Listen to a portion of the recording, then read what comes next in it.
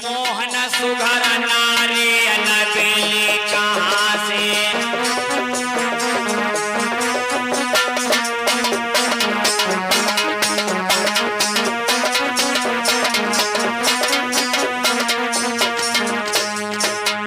और बलराम बोले भगवान कन्हैया से, कन्हैया किनकी बहन या किनकी बिटिया,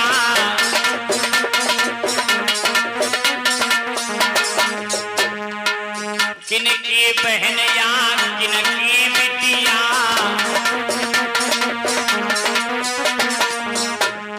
कहाँ से हरि लाए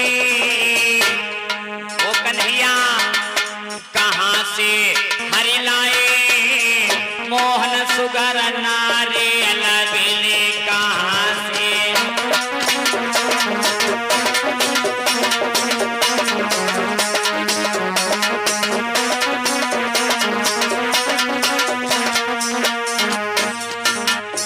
जब बलराम की बात सुनी तो भगवान कन्हैया बोले, बड़े भैया रुक्म की बहन भीष्म की बिटिया,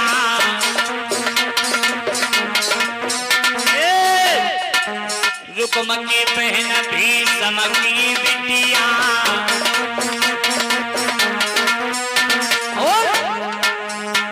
कि कुंदनपुर से ले आए दादा, कुंदनपुर से ले आए मोहन सुघर नारी अलबेली कहाँ से।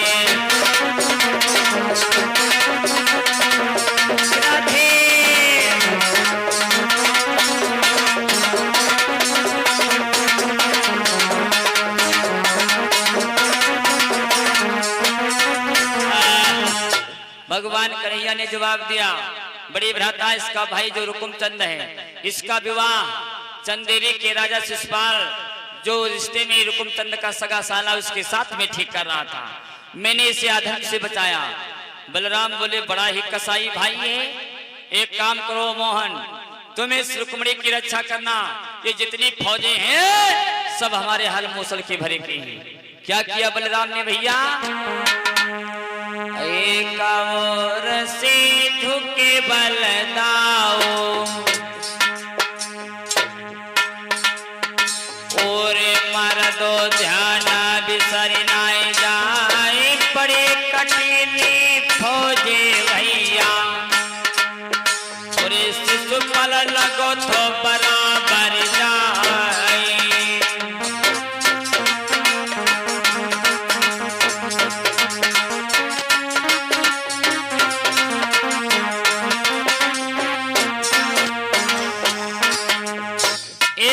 बलराम अकेले हैं, एक तरफ शिशुपाल रुकुमचंद की भारी विशाल फौजें भैया।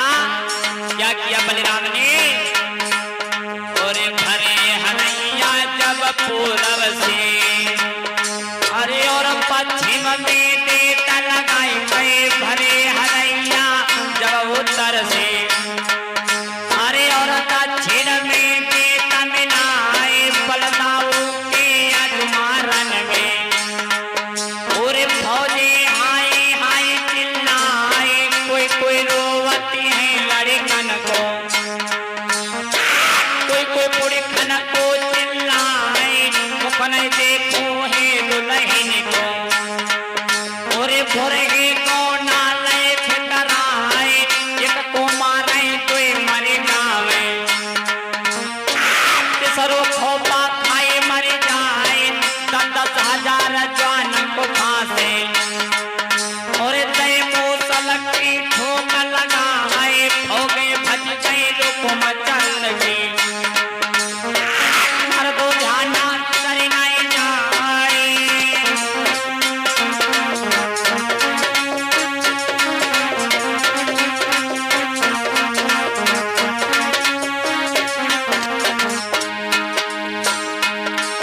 और तनिक देर के अद्वरता में फौज सारी बैठी भगारी, अरे भागो रुकुमचंद मेरे भैया, कान्हा पास पहुंच गो जाए।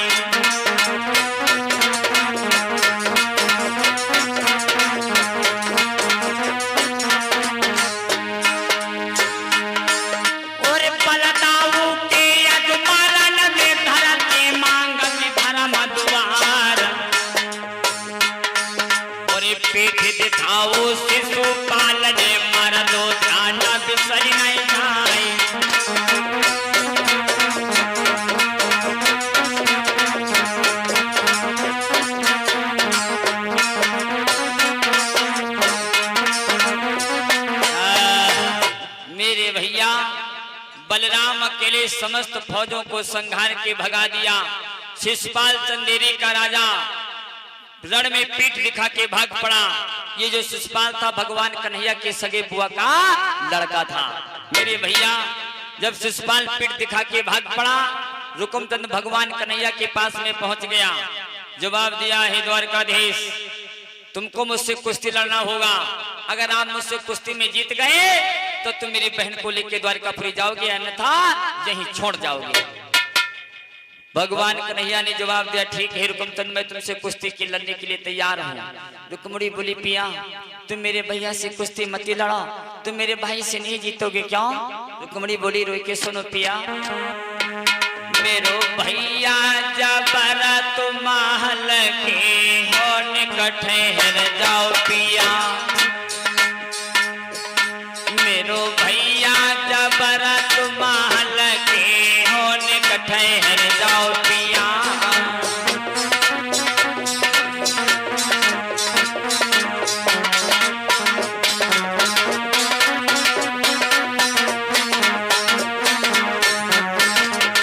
रुक्मिणी बोली, तुम्हारे शरीर में अगर मांस काटोगे तो पवो बहुत नहीं निकले प्रभु। मेरो भैया देखो हाथी जैसो है। तुम मेरो भैया जबर तुम के हो निकट ठहर जाओ पिया।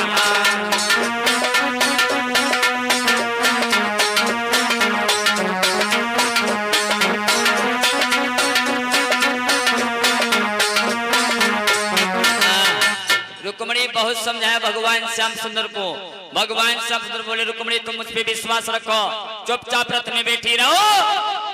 आज रुकुमचंद द्वारकाधीश भगवान श्याम सुंदर में भैया क्या हुआ, रुकुमचंद और गिरधारी में डट डट भई थी लड़ाई।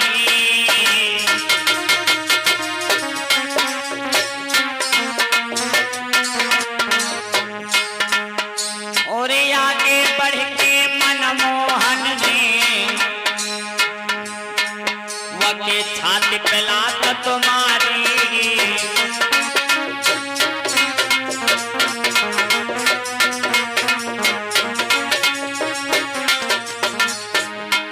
महाराज कन्हैया रुकुम कदियो हराए और पैर पकड़ के रुकुमचंद के रथ में बांधो जाए।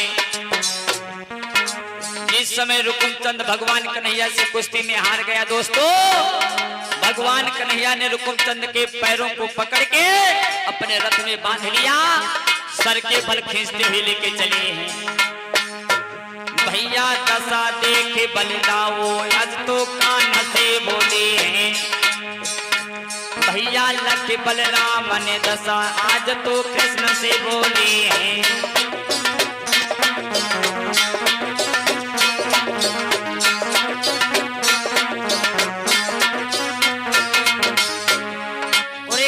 से बोले हैं यार, मेरे कृष्ण से बोले हैं। भैया लख बलराम ने दशा आज तो कृष्ण से बोले हैं।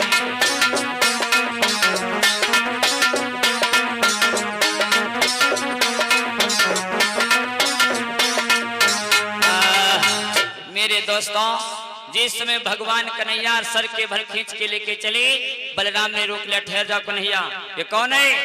भगवान कन्हैया बोले, बड़े भैया यही तो ये रुक्मिणी का भाई रुकुमचंद है, जो रुक्मिणी का विवाह अपने साले शिशुपाल के साथ में कर रहा था। भगवान कन्हैया बोले, मैं इस कमीना को जीवित नहीं छोड़ूंगा। बलराम ने जवाब दिया, कृष्ण तुम पागल हो गए, इकलौता भाई है रुक्मिणी का, कोई त्योहार पड़ेगा तो ये कैसे आएगा, कोई पर्व होगा तो इस रुक्मिणी को अपने भाई की याद आएगी। तासे मेरी बात मानो, इसे छोड़ दो। बलराम के कहने के अनुसार भगवान कन्हैया ने रुक्मिणी को रुकुमचंद को छोड़ दिया है। मेरे दोस्तों, रुकुमचंद इतना शर्मिंदा हो गया, साथ ही में बलराम ने रुकुमचंद को लेकर द्वारकापुरी में खंभ गड़ाया। इस समय तो रुकुमचंद ने अपने निज हाथों से रुक्मिणी की भावरे भगवान कन्हैया के साथ में डाल दिया और इतना लज्जित हो गया, एक कुंदनपुर से दूर सुंदर नगर बसा लिया। रुकुमचंद लौट के शर्मिंदा होके उस विदर्भ देश कुंदनपुर में